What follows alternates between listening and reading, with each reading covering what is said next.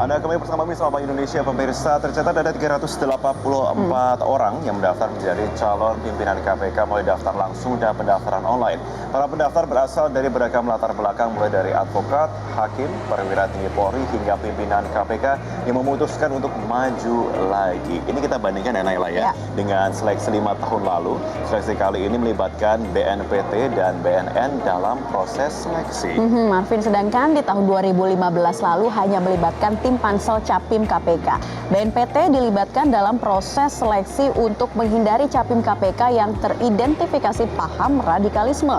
Sementara BNN dilibatkan untuk melacak rekam jejak Capim KPK dalam keterlibatan narkoba.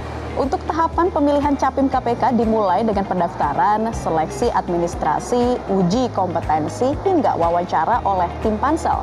Nantinya nama-nama Capim yang lolos diserahkan ke Komisi 3 DPR RI untuk uji kepatutan dan kelayakan.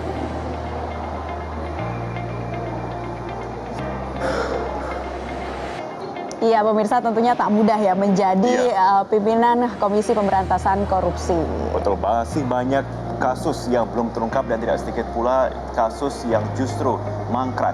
Dan berikut sejumlah kasus yang kami sudah tayangkan. Kami akan tayangkan informasi untuk Anda terkait kasus mangkrak di KPK.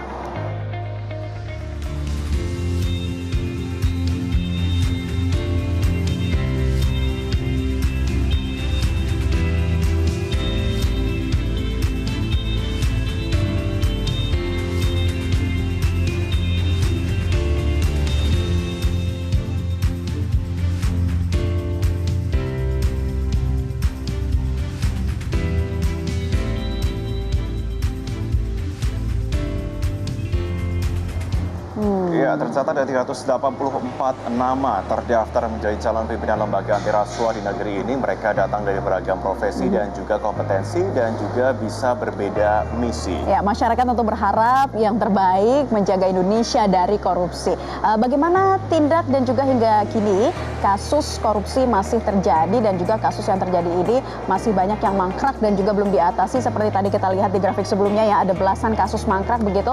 Pimpinan KPK seperti apa yang mampu dan berani menyikat habis korupsi? Kita akan berbincang dengan Ketua Pusat Kajian Anti Korupsi Universitas Gadjah Mada yang sudah hadir bersama kami, Oce Madril. Selamat pagi Mas Oce. Selamat pagi. Selamat pagi. Ya Mas Oce, tadi kalau kita lihat ya, pertama dari para pendaftar yang jumlahnya sangat meningkat nih dibanding tahun 2015 lalu ada 384, antusiasnya semakin tinggi. Respon Anda seperti apa? Kalau melihat pendaftar, hampir 2 kali lipat ya dari seleksi pimpinan KPK periode sebelumnya. Kalau sebelumnya sekitar 194, sekarang 384. Artinya memang sepertinya ada animo masyarakat yang cukup tinggi untuk menjadi pimpinan KPK. Sebenarnya di sisi lain, untuk menjadi pimpinan KPK sebenarnya berat sekali. Tadi ada data kasus, belum apa-apa sudah ditunggu kasus yang mangkrak, itu 15 kasus. Sehingga boleh jadi tentu Pansel akan memiliki tugas yang sangat berat untuk menyeleksi 384 itu dan menemukan pimpinan KPK yang paling tepat, paling berani, terutama untuk menyelesaikan kasus-kasus yang tadi banyak yang mangkrak. Oke, kalau kita lihat pimpinan yang paling tepat, yang paling berani, ini kan backgroundnya macam-macam nih, jaksa, hakim, pengacara, sampai ada petinggi Polri. Menurut Mas Oce, siapa sih yang kira-kira paling pas harus punya background yang seperti apa nih untuk pimpinan KPK tahun ini? Sebetulnya kalau kita lihat undang-undang, tidak ada kewajiban background tertentu. Undang-undang mengatakan bahwa punya pengalaman 15 tahun di bidang hukum, ekonomi, perbankan, keuangan, dan seterusnya. Kemudian umur 40 tahun minimal, maksimal 65 tahun. Dan berintegritas tinggi, kemudian tidak pernah melakukan perbuatan tercela, itu syarat-syarat yang harus dimiliki. Sepanjang memenuhi syarat itu, tentu secara administratif mereka bisa mendaftar dan mereka layak menjadi pimpinan KPK, apapun latar belakang profesi ya. Nah, latar belakang profesi itu nanti akan menentukan sejauh mana mereka cocok menjadi pimpinan dan sejauh mana profesi itu nanti akan membantu KPK untuk menjadi yang lebih baik. Jadi ya tentu mereka yang punya latar belakang penegak hukum tentu punya punya pengalaman tersendiri yang patut diperhitungkan. Mereka yang punya latar belakang misalnya pakar ekonomi, keuangan, perbankan, tentu juga punya potensi untuk diperhitungkan. Mereka yang berasal dari KPK sendiri sekarang ada 13 ya, Iya. ada 3 pimpinan mendaftar lagi juga tentu akan patut diperhitungkan. Tapi tidak menutup kesempatan bagi yang lain tentunya. Betul, apalagi kalau kita lihat sekarang animo ini semakin besar tadi dan Ya. juga ini juga semakin banyak perhatian masyarakat yang cukup tinggi untuk kali ini. Tapi kita juga ingatkan juga kepada masyarakat Ya. bahwa kami juga mengingatkan kepada Anda juga bisa turut berbincang dan menyampaikan aspirasi tentang sosok pimpinan KPK yang cakap menurut Anda boleh telepon kami di 021 583 9900 di 021 583 9900. Anda bisa menyampaikan aspirasi Anda, harapan Anda tentunya kepada para calon-calon pimpinan KPK berikutnya. Tapi kembali, Mas Husein, ini mengenai animo masyarakat ya. Ya. Kemudian kita melihat periode yang sebelumnya, kemudian periode sebelumnya lagi. Sebenarnya sosok seperti apa yang paling diperlukan saat ini? Apakah kita bisa menakar dari background-nya, atau kita bisa melihat dari sepanjang perjalanan mereka ketika menjadi pimpinan KPK? Ya, pertama sebenarnya untuk menjadi pimpinan KPK itu harus punya integritas yang baik. Kemudian tidak punya catatan track record yang buruk. Saya tidak katakan melanggar hukum ya, tapi yang buruk.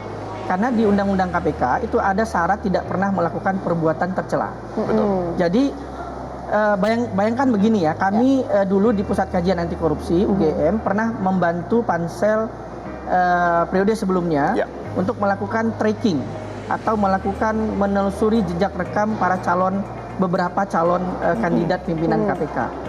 Ketika kita tracking, ketika kita tanya ke masyarakat, tanya tetangga, tanya sana sini, ada pimpinan KPK, calon pimpinan KPK misalnya berutangnya banyak sekali.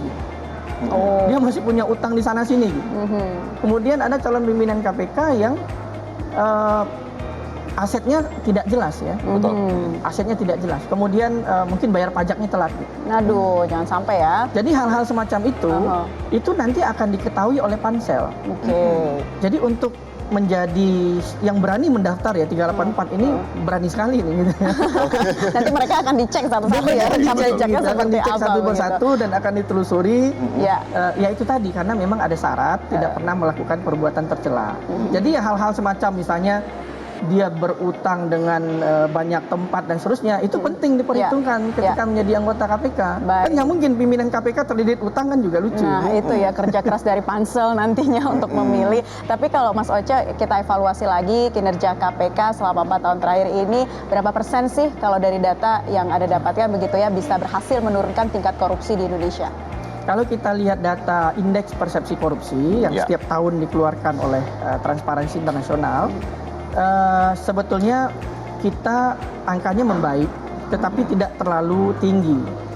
Jadi membaik sekitar 20-30% ya. Angkanya naik, gitu, indeksnya naik. Sebelumnya pernah stagnan. Jadi tetap di situ saja IPK-nya. Tapi sekarang sudah mulai membaik. Tapi tentu IPK itu tidak hanya ditentukan oleh KPK, tetapi juga ditentukan oleh sejauh mana pemerintah serius, sejauh mana pemerintah berperan, sejauh mana kejaksaan, kepolisian juga berperan. Jadi ini sebetulnya potret yang lebih luas sebenarnya. KPK salah satu bagian saja. Tapi indeksnya membaik. Nah kita berharap ke depan indeksnya makin tinggi tentunya, makin membaik. Nah sebetulnya kuncinya adalah bahwa pemerintah itu harus bisa bekerja sama juga dengan KPK, KPK bekerja sama dengan pemerintah untuk membenahi sistem pemerintahan. Ada di daerah banyak sekali ya, kasus di daerah, DPRD, kepala daerah. Nah itu harus dibenahi bareng-bareng. Kalau tidak, maka dari tahun ke tahun kita menangkap orang, tetapi tidak membenahi sistem dan dari tahun ke tahun akan memproduksi kasus korupsi terus. OTT terus ya? OTT terus gitu, nggak ada hentinya gitu. Nah makanya harus bekerja bareng memang untuk membenahi itu. Tapi OTT tentu perlu juga ya. Betul. Tapi kalau kita lihat ya, ini periode sebelumnya memang terkenal dengan banyak sekali tangkapan OTT, kemudian kasus korupsi yang diungkap. Tapi satu sisi dari kontrol sosial dari masyarakat pun juga turut menyoroti mengenai kasus mangkrak. Nah, dengan adanya kasus mangkrak 15 kasus tadi yang terpantau dan juga sejumlah banyak sekali OTT yang berlangsung, bisakah hal ini kemudian menjadi suatu hal yang ya diterima, nggak apa-apa lah ada mangkrak tapi kemudian tangkapan banyak, atau justru nggak bisa? Ini ada hal yang harus diperhatikan sendiri-sendiri. Seperti apa Mas Oce? Ya, ada yang patut diapresiasi. OTT itu bisa kita apresiasi karena memang kasusnya ada. Yang tidak bisa kita apresiasi tentu di kasus yang mangkrak tadi. Jadi ada yang patut dipuji, ada yang patut dikritik. Nah, yang patut dikritik menurut saya adalah kasus mangkrak yang jumlahnya Belasan. mungkin lebih dari 15 itu tadi ya. Betul. Dan menurut saya sih KPK rilis saja gitu. KPK bisa terbuka. Ini kasus-kasus yang kami masih belum selesaikan. Kan nggak ada masalah gitu. Selama ini OTT ada rilisnya, tapi kok kasus mangkrak belum ada rilisnya. Nah, itu menurut saya catatan kritik terhadap KPK yang harus dibenahi ke depan. Nah, ini PR pimpinan yang baru. Nah, ini PR pimpinan yang baru. Ada Jadi kasus yang mangkrak sampai 3 tahun, ya 2 tahun sudah tersangka, kemudian tidak diapa-apain misalnya ya. Dan tentu ini menjadi tidak adil bagi orang yang sudah menjadi tersangka. Oke, baik. Jadi Mas Oce, ini apa yang paling dibutuhkan bagi calon pimpinan KPK untuk menghadapi Indonesia 4 tahun ke depan ini selain tentunya kasus-kasus mangkrak tadi? Apalagi tadi kita lihat ya ada keterlibatan BNN dan juga BNPT di sini. Ya, tentu background check itu penting. Ya. Dengan melibatkan berbagai pihak. Tidak hanya dari institusi formal ya, tetapi juga institusi yang tidak hanya institusi anti korupsi, tapi juga selama ini BNPT kalau terlibat untuk radikalisme bisa dilibatkan, BNN untuk melihat pernah terlibat narkoba atau enggak, kemudian PPATK ya soal pencucian uang ya, bersih clear secara transaksi keuangan. Kemudian jangan lupa juga itu masyarakat gitu. Masyarakat itu kan mengenal calon pimpinan KPK yang mendaftar. Mungkin tetangganya, mungkin kenalannya di kantor, kenal kerjanya, selama ini pernah berinteraksi. Jadi masyarakat itu penting. Nah, Selama ini boleh jadi tidak masuk radar BNN, tidak masuk radar PPATK, tidak masuk radar penegak hukum, tapi masuk radarnya masyarakat tetangga. Itu dia. Kalau jadi unsur radarnya tetangga itu penting. masyarakat, seperti apa masyarakat kemudian menyimak dan juga mengikuti informasi terkait capim KPK ini? Nanti kita akan membahasnya di segmen berikutnya ya, Betul, Marvin kita ya. dengarkan seperti apa tuhnya aspirasi dari masyarakat. Pemirsa, untuk itu tetaplah bersama kami di Selamat Pagi Indonesia. Baik, Anda kembali bersama kami di Selamat Pagi Indonesia. Dan untuk melanjutkan perbincangan kita, ini kan kembali sebelum break tadi ya, kita bicara masyarakat tentunya yang perlu kita pendengarkan juga. Mungkin kita saat itu sudah tersambung juga dengan masyarakat, salah satunya ada Bapak Haryanto ya, yang saat ini sudah siap di line telepon. Selamat pagi Pak Haryanto. Selamat pagi Pak Haryanto. Selamat pagi. Iya, silakan Pak. Apa aspirasi yang akan Anda sampaikan Pak? Ya, selamat pagi. Iya, silakan Pak. Saya sangat mengapresiasi tentang mencari pemimpin KPK yang baru, yang perlu integritas dan dedikasi, dan yang penting, dan pemimpin ini harus sudah final, jangan masih kepingin jadi presiden, masih kepingin jadi macam-macam, ya. Ada lagi Pak Haryanto? Ya, dan lagi harus sinkron mencari suatu kepemimpinan di pengadilan yang khusus menangani output dari KPK. Oke, Di baik. pengadilan. Itu saja Pak Haryanto. Terima kasih Pak Haryanto. Iya, selanjutnya kita kembali membuka line telepon. Ada siapa di sana? Selamat pagi. Selamat pagi. Dengan Pak siapa? Pak Kuswito dari Purbalingga. Iya, silakan Pak. Iya, tentang figur pimpinan KPK, Pak. Iya, monggo Pak, silakan langsung. Yang jelas itu punya integritas yang tinggi. Yang kedua, jangan tebang pilih, terus berani. Yang jelas berani, Pak.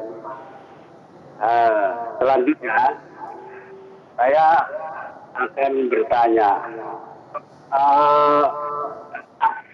kekuasaan KPK itu nominalnya minim berapa, maksimal berapa itu, Pak? Jadi kekuasaannya itu, Pak, secara hukum itu, Pak. Maksudnya gimana Pak Agus Wito, bisa dijelaskan lebih spesifik ini? Iya, batas minimal dan maksimal untuk penanganan kasus korupsi itu berapa? Itu, Pak. Oke, berarti penjelasan begitu ya. Baik, baik Pak Agus, Pak terima Agus kasih. Wito, ya, Kita dari akan bahas Purbalingga. dulu. Mungkin tadi ada 2 penelpon, maksudnya dari satu Pak Haryanto ini juga mengatakan bahwa kita harus fokus Ya. juga dari para pemimpin itu memang harus benar-benar ini ya, dia fokus dan juga berkomitmen dan juga fokus pada output persidangan begitu dari Iya, hasilnya. menjadi pemimpinan di pengadilan begitu Pemimpinan kata Pak pengadilan. Haryanto. Kemudian ada Pak Agus Wita yang menjelaskan bahwa harus mempunyai integritas, berani, tidak tebang pilih seperti Ya. itu. Silakan masukan dari Ya, Pak Arianto tadi menarik poinnya ya, bahwa pimpinan KPK itu harus sudah selesai dengan dirinya. Harus sudah final dengan tidak kepengen lagi setelah itu. Dan itu penting untuk menjaga supaya si pimpinan itu punya sikap yang independen, tidak dipengaruhi oleh apapun dan imparsial. Dia berlaku fair. Ya. Karena kalau misalnya dia masih punya keinginan ke depan pengen jabatan apa lagi, itu nanti akan mengganggu Ya. independensi dan objektivitas. ketidaknetralan itu ya. Jadi makanya juga kadang kita mengkritik pimpinan-pimpinan KPK yang pernah menjabat, tapi kemudian misalnya ya memang itu hak mereka ya, tapi kemudian misalnya masuk pada wilayah-wilayah yang itu menurut kita itu wilayah-wilayah yang sangat sensitif misalnya. Jadi memang idealnya demikian, pimpinan KPK sudah siap, sudah selesai dengan dirinya. Kalau enggak, dia bisa dipengaruhi juga oleh banyak hal dalam bekerja. Ya. Kemudian yang output persidangan itu juga yang tadi sempat kita bahas ya, Betul. bahwa penting memang untuk menimbulkan efek jera terhadap para pelaku korupsi. Nah, hukumannya harus berat, kemudian hartanya harus disita. Kalau dia merupakan pejabat publik, hak politiknya harus dicabut. Betul. Supaya tidak berulang. Ini pesan yang keras kepada mereka yang ingin melakukan korupsi. Dan itu saya kira Pak Arianto merasakan itu ya, makanya muncul di pertanyaan. Kalau dari Pak Agus juga sama, dia menekankan mengenai tidak tebang pilih, tapi juga tadi ada sedikit pertanyaan begitu ya, mengenai bagaimana batas kemudian kekuasaan dari pimpinan KPK. Ya, memang sedikit saja mungkin Mas. tidak boleh tebang pilih ya, KPK itu memang harus fair gitu dalam menangani perkara. Ini tidak boleh hanya kasus politik hanya di wilayah tertentu saja misalnya. Kasus pejabat negara hanya di daerah saja misalnya. Itu nggak boleh demikian.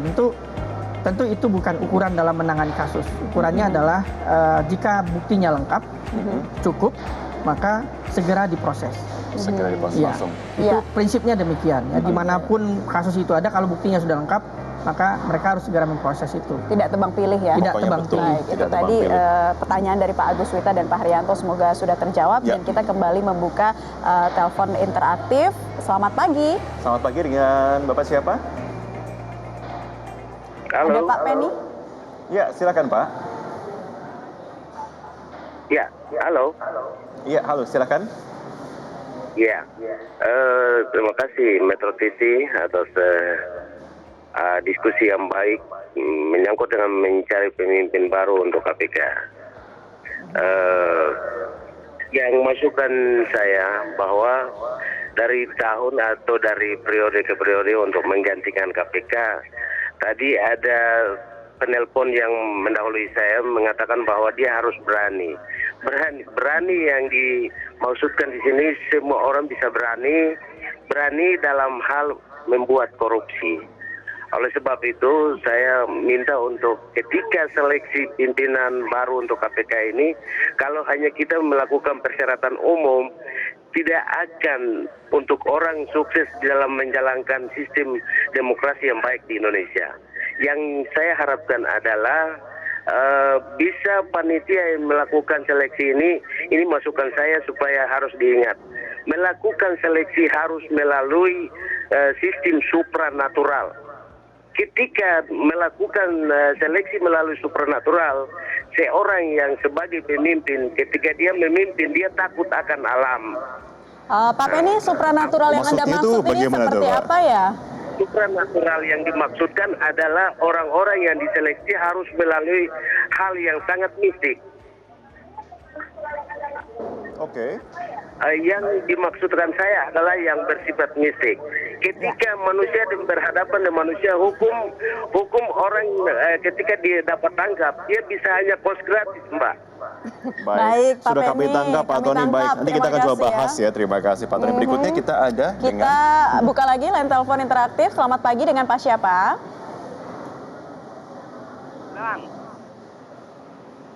Selamat pagi, Bapak. Saya Pak Sukarwan Magelang, Pak. Ya, selamat pagi. Halo, begini. Kalau kehakiman itu kan ada undang-undangnya. Begini, kekuasaan kehakiman bersifat merdeka, artinya terpengaruh dari kekuasaan yang lain.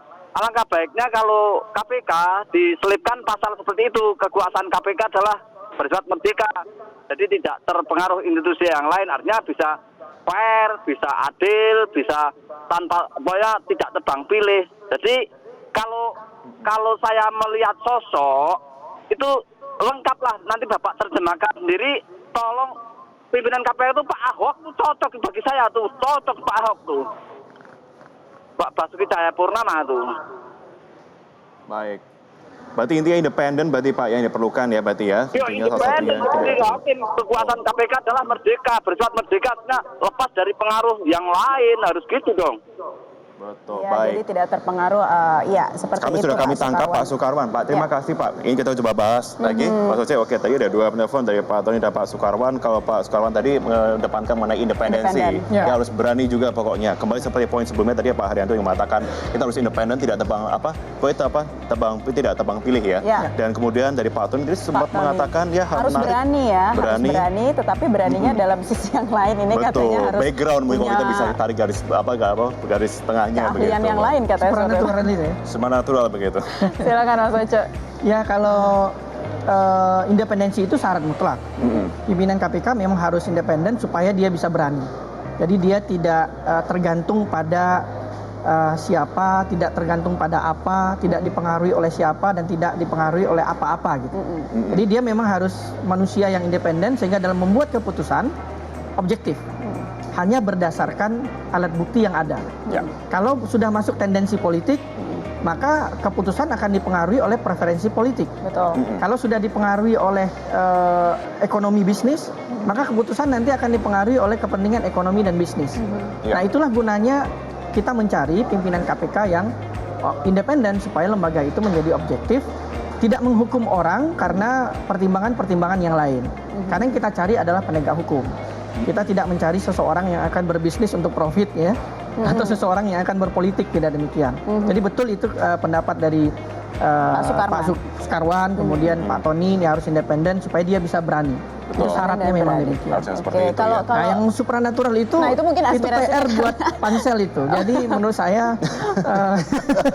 Mungkin itu menarik ya. juga ya. Aspirasi karena mungkin masih banyaknya OTT, masih banyaknya orang yang tidak jera dengan korupsi. Jadi mau Iya. pakai cara apa lagi? Mungkin seperti itu. Mungkin ya itu. Memang Pendekatan macam-macam baru ya. sekali ya. Pendekatan baru. Oke, Iya, kita buka lagi telepon interaktif. Selamat pagi, dengan siapa? Halo, dengan saya Mangir Titian. Silakan Ya, Mas. silakan. Halo, saya dengan Mangir Titian Mhm. dari Samarinda. Ya. Iya, Mangir, silakan. Oh ya, aspirasi saya sih untuk pemimpin KPK yang terbaru, kalau bisa ini sih melindungi anggota-anggota KPK. Jangan sampai kayak contohnya Bapak Novel Baswedan ya, yang kena kejadian kena siram air gitu. Kalau bisa sih kasusnya dia juga terungkap. Kayak gitu sih, melindungi anggota KPK juga terpenting sih. Baik. Oke, baik. Berarti saling memberikan Terima kasih, sebuah berarti ya. Mangir. Berarti terima kasih Mas Mangir dari Samarinda. Berarti poin yang cukup berbeda dibandingkan dengan beberapa penelpon sebelumnya. Ya. Dikatakan harus saling support tentunya di sini dalam satu tim. Pasti. Jadi bekerja di KPK itu punya risiko besar. Yang dihadapi misalnya politisi yang sangat kuat di sebuah daerah tertentu ya, pengusaha ya di KPK itu banyak sekali juga pengusaha yang terjerat. Tentu mereka punya potensi melakukan dalam tanda kutip serangan balik kepada institusi KPK, kepada orang yang bekerja di KPK. Dan contohnya sudah ada gitu. Ada kasus Novel dan pimpinan juga sempat diteror ya. Ya. Rumahnya Pak Laude, rumahnya Pak Agus. Jadi memang perlindungan terhadap mereka itu penting karena memang bekerja di wilayah yang berisiko tinggi.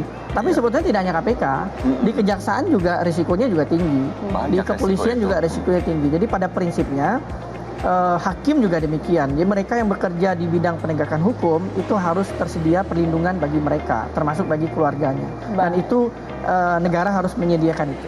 Baik, negara harus menyediakan itu ya. Oke, baik. Terima kasih Mas Oce Ya, Madril sama-sama. sudah hadir bersama Terima kami kasih. di Selamat Pagi Indonesia. Semoga juga perbincangan kita ini menjadi aspirasi Betul. masyarakat juga. Jawabannya sudah terjawab semuanya di Selamat Pagi Indonesia hari ini tentang calon pimpinan KPK ke depan. Betul, dan kami juga mengucapkan terima kasih untuk para penelpon yang sudah berpartisipasi menyampaikan aspirasi pada topik kali ini. Kami akan kembali usai jeda dengan informasi untuk Anda, tetaplah bersama kami.